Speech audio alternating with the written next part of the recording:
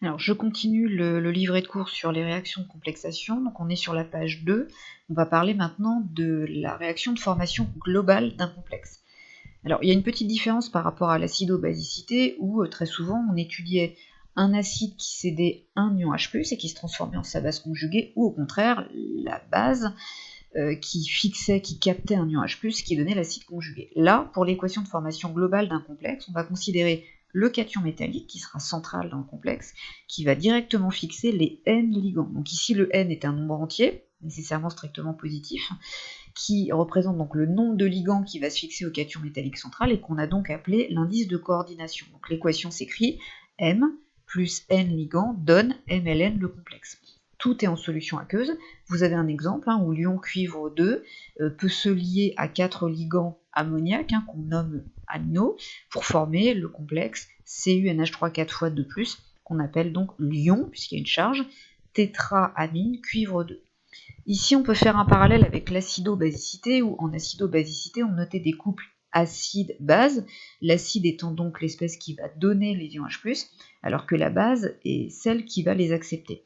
Donc ici, si vous regardez l'équation que j'ai écrite avant, ce qui va pouvoir accepter des ligands, c'est le cation métallique central. Donc je l'écris à droite dans le couple. Au contraire, si j'avais envisagé ici cette équation écrite en sens inverse, le complexe MLN joue le rôle de donneur de ligands. Donc il peut donner des ligands quand on écrit l'équation en sens inverse. On peut résumer tout ça dans le tableau qui suit.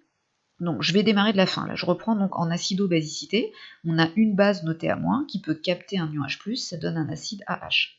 En complexation, donc le cation métallique peut fixer des ligands, ce qui va donner le complexe. Bon, j'insiste, la différence, c'est que là, au final, vous pouvez avoir un cation métallique qui va se lier à N ligands, alors qu'en acido-basicité, on envisageait plutôt une base captant un seul ion H+. Donc si on continue les analogies, donc on voit que la particule échangée en acido-basicité était le proton H+, ici c'est le ligand ou les ligands. L'accepteur en acido-basicité était la base A-, ici c'est le cation métallique, et le donneur, donc donneur d'ion H+, en acido-basicité, c'est l'acide AH, alors que pour les réactions de complexation, le donneur de ligand, c'est le complexe MLN.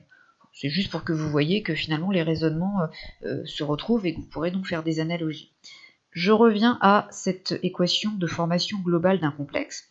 Puisque a priori elle est équilibrée, vous pouvez donc lui associer une constante d'équilibre. Alors on la note pas K pour une fois, pas de K0, c'est noté bêta, et on met en indice le petit n, ici, correspondant donc au nombre de ligands qui vont se lier au cation métallique central, et correspondant donc aussi à l'indice de coordination du complexe.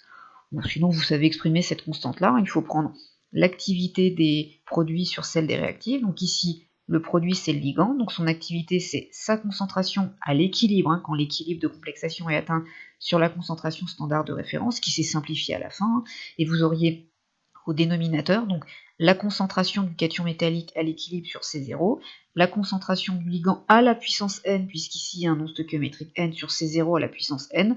Vous pouvez réécrire en développant avec tous les C0 représentant la concentration standard de référence. Il reste bien uniquement le C0 à la puissance n au numérateur.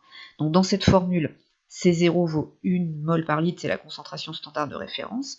Bêta-n est la constante de formation globale du complexe, on devrait avoir un L majuscule. Ici, vous rectifierez qui est sans unité. Et les trois autres concentrations intervenant sont les concentrations à l'équilibre, quand l'état final est atteint. Vous aurez dans l'exercice à faire des bilans de matière comme d'habitude. Elles doivent être exprimées en mol par litre, et donc petit n est l'indice de coordination. Si vous comparez différentes valeurs de constante de formation globale de complexe, en fait, plus la constante βn va être grande, plus vous formerez de produits dans l'état final, c'est-à-dire plus il y aura de complexes, et donc plus le complexe sera stable. Donc une grande valeur de βn veut dire que le complexe est stable et d'autant plus facile à former, donc la réaction de formation globale du complexe sera plus favorisée, la constante d'équilibre étant plus grande. Dans cette partie, vous devez être capable d'écrire l'équation globale de formation d'un complexe. Les analogies, vous les retenez si ça vous permet, si ça vous apporte une aide par rapport à ce qu'on a fait en acido-basicité, mais c'est pas ce qu'on va vous demander de faire en exercice.